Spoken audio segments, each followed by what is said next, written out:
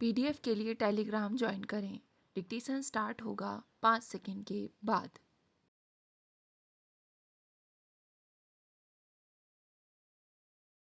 सभापति महोदय, अविश्वास प्रस्ताव अब रोज रोज प्रस्तुत किए जाते हैं, अतः अब इनसे मुझे कोई चिंता नहीं होती।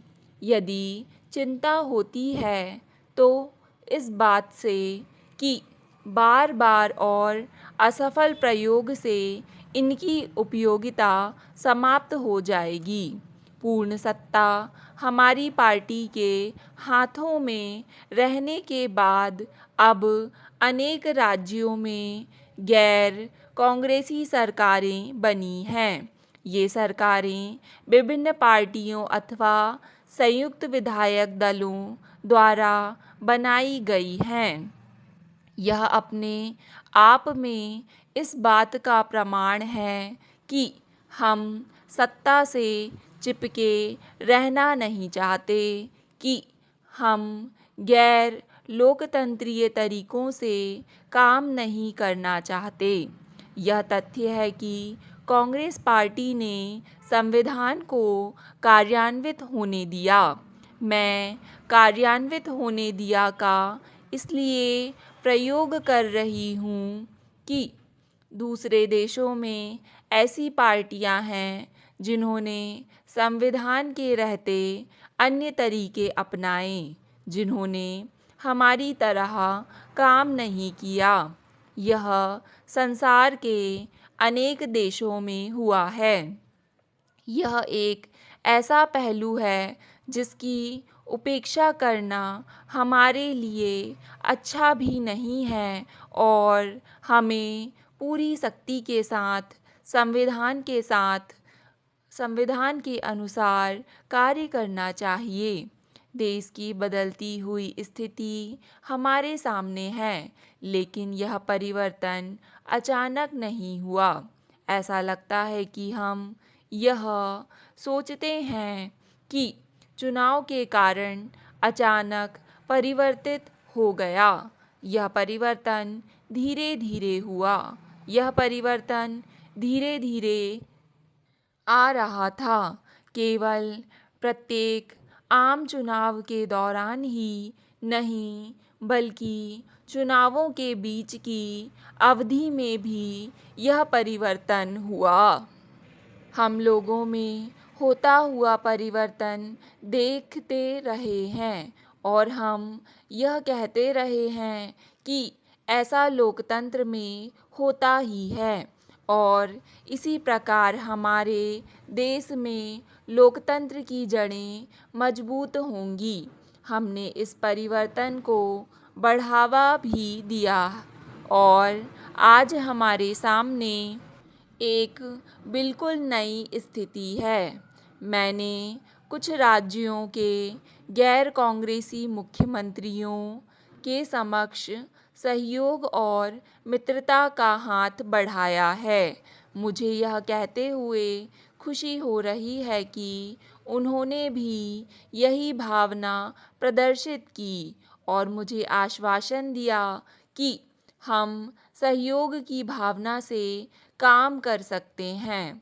आज की स्थिति कोई सरल स्थिति नहीं है, क्योंकि केवल आर्थिक स्थिति और खाद्य स्थिति ही कठिन नहीं है, बल्कि एक जटिल राजनीतिक स्थिति उत्पन्न हो चुकी है। लेकिन हम इन कठिनाइयों को दूर करने में कोई कसर नहीं रखेंगे। विपक्ष के सदस्यों का किसी एक उदाहरण को लेकर जहां अच्छा काम नहीं हुआ, बातें कहना अनुचित है। सभापति महोदय, कुछ परिस्थितियों के कारण यह नहीं हो सका। विपक्ष के सदस्यों ने अपने भाषण में संभवतः यह कहने की कोशिश की, हम राजस्थान में सदा सर्वदा के लिए राष्ट्रपति शासन लागू करना चाहते हैं अथवा विपक्ष का बहुमत होते हुए भी उसे सत्तारूढ़ होने से रोकना चाहते हैं। बात यह नहीं है। गृह मंत्री ने इसे स्पष्ट कर दिया है। एक बात और, इस सदन में अनेक प्रकार के एकाधिकारों की बात कही गई है। मैं माननीय सदस्यों को यह आश्वासन देना चाहती हूँ कि कांग्रेस पार्टी सत्ता पर अपना एकाधिकार नहीं चाहती और ना ही यह समझती है कि बुद्धिमत्ता पर उसका एकाधिकार है। वस्तुतः हम हर प्रकार के एकाधिकार, सामंती एकाधिकार, आर्थिक एकाधिकार, व्यक्तिगत अथवा किसी परिवार के एकाधिकार के विरोधी हैं।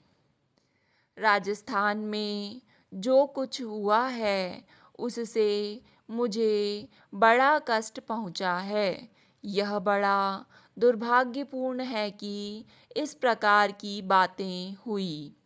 आज 6 राज्यों में गैर कांग्रेस मंत्रिमंडल हैं और इनमें से 3 राज्यों में कांग्रेस पराजित नहीं हुई। विधानसभाओं के लिए जितनी बड़ी संख्या में कांग्रेस के सदस्य निर्वाचित हुए हैं, उतनी बड़ी संख्या में किसी भी एक पार्टी के सदस्य निर्वाचित नहीं हुए।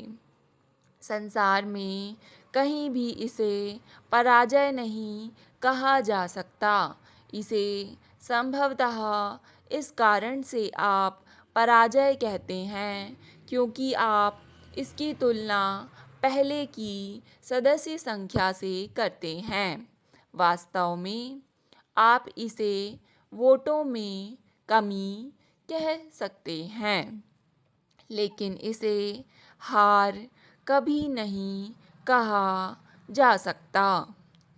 जिन राज्यों में गैर कांग्रेसी सरकारें हैं, वहाँ हम जिम्मेदार और अनुशासित विपक्ष के रूप में काम करना चाहते हैं और हम राज्य के हित को ही ध्यान में रखकर काम करेंगे।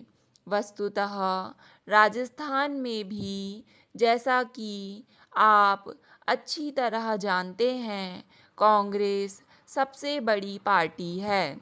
लेकिन मैं इस समय इस बात पर कुछ कहना नहीं चाहती।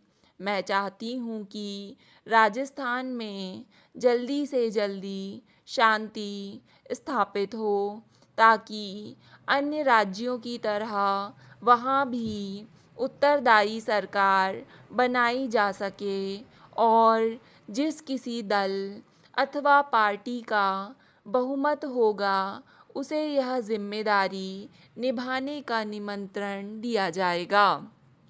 अब हमारे सामने मिलकर काम करने का प्रश्न है। पहले सदा हमारी ही सरकार बनती थी और आप में से अधिकांश लोग विपक्ष में रहते थे। अब विभिन्न स्थानों पर हमारी सरकारें हैं और हम विपक्ष में भी हैं। स्टॉप। डिक्टेशन पसंद आए तो वीडियो को लाइक तथा चैनल को सब्सक्राइब करें।